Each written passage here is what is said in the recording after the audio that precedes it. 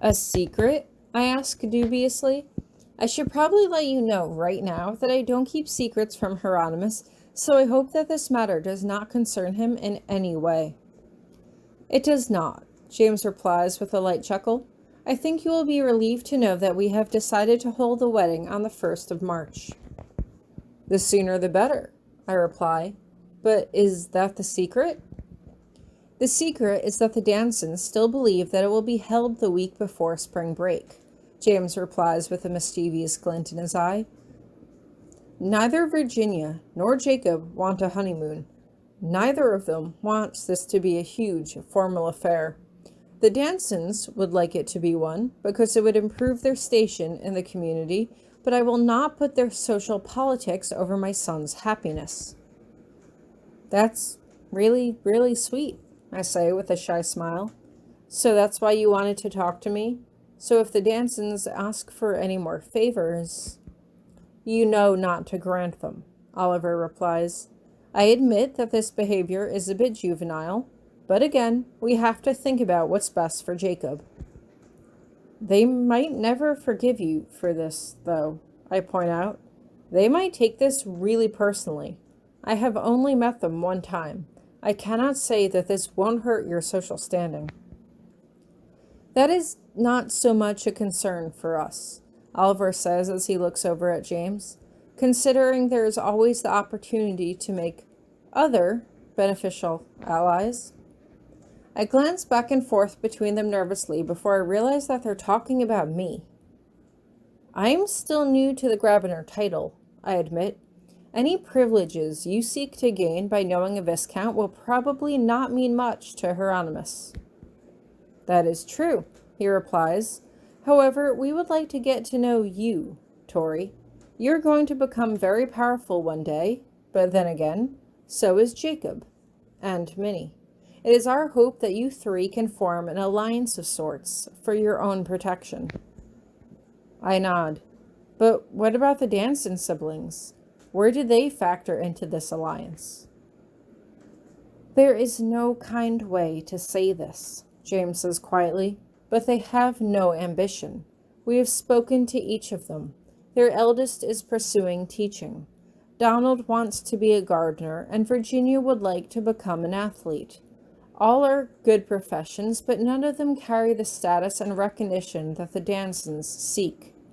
And, as I'm sure you are aware, with her condition, any athletic ability Virginia has in a competition will be limited as much as she would like to insist otherwise. I don't know, I say with a sigh. It seems cruel saying it like that, but it is honest. Jacob and I are friends. I will look out for him, and Minnie, if I can, but I will be leaving America after my education here is complete. I cannot say how much my word will mean once I have left. Oliver just shakes his head. The Grabiner family name carries more influence in the magical community than you know. You are young, Tori, and you will learn in time. You probably don't know this, but I was not born well off. I struggled through poverty when I was younger, and even though I married James, it is only through luck and good fortune that we have reached the stage we are at now. If we can help you navigate some of the hurdles we had to pass over, we would like to. We understand that you have Hieronymus for guidance, but, as a wild seed, we are sure you have questions that he hasn't even thought to ask. That was a fair point. I hated to admit it, but Hieronymus and I had more than one fight last year over the way wild seeds were treated. He could understand that wild seeds would always be less informed than their magical counterparts in theory, but it wasn't something that he had lived through. All right, I say at last. I hope there never comes a time when I will have to call upon your wisdom, but you are right. I could use more allies, especially here in the States. I hesitate a moment. But if you truly do want to be my ally, I think I need a token to show that I can trust you. Oh? Oliver looks surprised, but James only chuckles. And what would that be? Information, I tell them simply. Something on Potsdam. Something that you can use as leverage against her if the need arises, James asks, and something that could be potentially damaging to us if it was revealed that we were the ones that told you? Something like that, I say, keeping my face as level as I possibly can. Hieronymous would be proud of you, James says as he shakes his head. Unfortunately, I can't think of anything like that off the top of my head. If you want dirt on Potsdam, or the school, Hieronymous knows where all the bodies are buried. I know a few things, I say coolly, but Potsdam did expel me last year. In case she ever tries anything again, I want to look ahead. Keep your friends close, James advises, and I nod my head in understanding. A silence descends on the room, and I resist the urge to shuffle in my seat. Well, I think this meeting went rather well, Oliver says as he looks over to James, and we all let out the collective breath we had been holding. Yes, I think it did, I reply. I am not making it a formal vow, but I will not tell Virginia's parents what we talked about. The others know, don't they? Virginia, and the rest of our friends? Of course, James replies. We wanted to make sure that we had Virginia's consent ahead of time.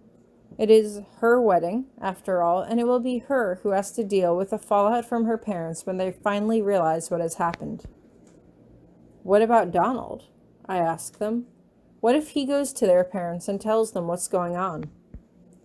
We have not yet spoken with him, Oliver says as he looks over at James.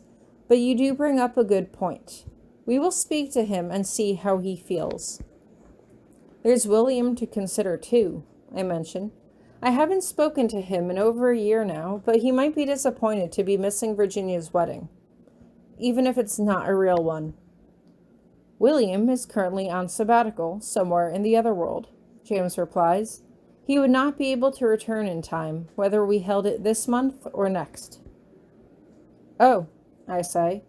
Virginia had never mentioned anything about it to me, but then again, I hadn't exactly asked either. Well, I wish you the very best of luck with the wedding planning. Thank you, Tori, James says as he gets to his feet. And thank you for being so understanding. It's no problem, I reply as I get up and turn to go. Still, something about what he said troubles me. Understanding? How was I being understanding? Virginia was my best friend. If I had the opportunity to help her, of course I would do it. Then again, not letting Virginia's parents attend their own daughter's wedding would be a very notable break in tradition, and even though it was more of a contract and less of a wedding, there were probably some very conservative members of the magical community who would not excuse that slight. If anything, this only showed me that there was more about the magical community that I didn't know. There were customs and rules and unspoken social conventions, and I had no idea what they meant. Some of it was in regards to my status as a noble, but there were things about the magical community and magical traditions that I didn't know even just by being a witch. I remember going through the different wedding rituals during my own marriage to Hieronymous, but even I didn't know what they all meant. I remember seeing an ear of corn in the basket I handed to him, but why was it there? What did it mean? I didn't know, and I had never asked Hieronymous about it. I had never looked it up for myself. Considering I was already married, I probably didn't need to know what it meant, but I wanted to. I wanted to learn more about the community that I was now a part of, and I wanted to surround myself with people who could help me do just that. Hopefully, the Blazings were sincere when they said they wanted to provide me with guidance. I could count on Hieronymous for many things, but some things I just had to figure out on my own.